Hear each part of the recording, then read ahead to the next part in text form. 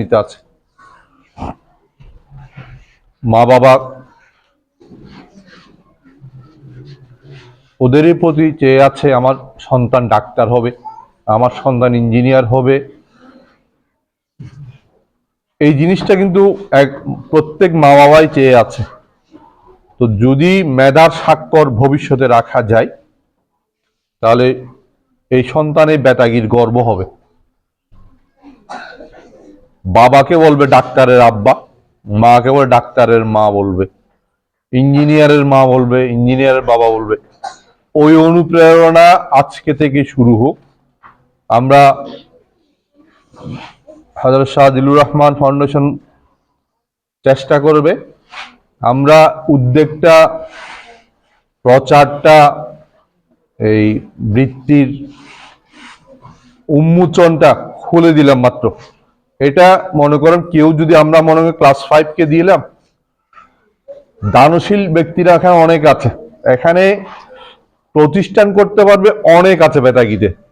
তো ওরাও যদি এই বৃত্তির ক্ষেত্রে এগিয়ে আসে সবাই, তাহলে শিক্ষার্থীদের জন্য সেটা সহায়ক হবে।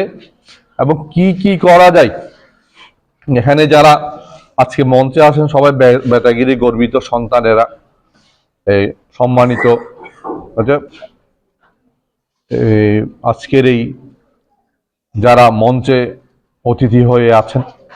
তো আরো একটা জিনিস খেয়াল রাখতে হবে, এটা যে দেশে গুণীজনের কদর নেই সেই দেশে গুণীজন জন্মায় না, এটা একটা ব্যাপার।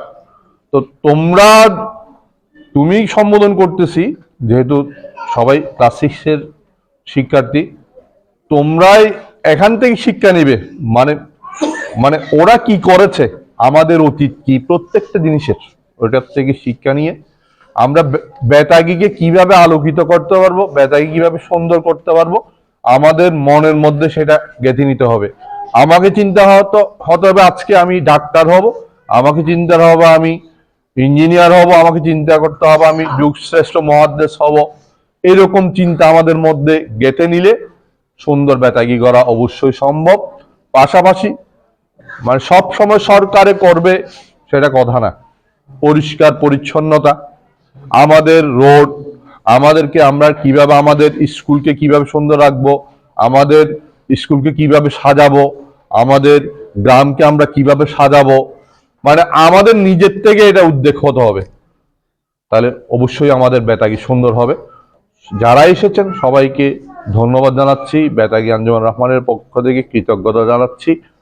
সবাই সুন্দরের ক্ষেত্রে, আলোকিত করার ক্ষেত্রে বেতাগির জন্য সবাই একদম সর্বস্তরে এগিয়ে আসুন। ধন্যবাদ সকলকে। আসসালামু আলাইকুম ওয়া রাহমাতুল্লাহি ওয়া বারাকাতুহু।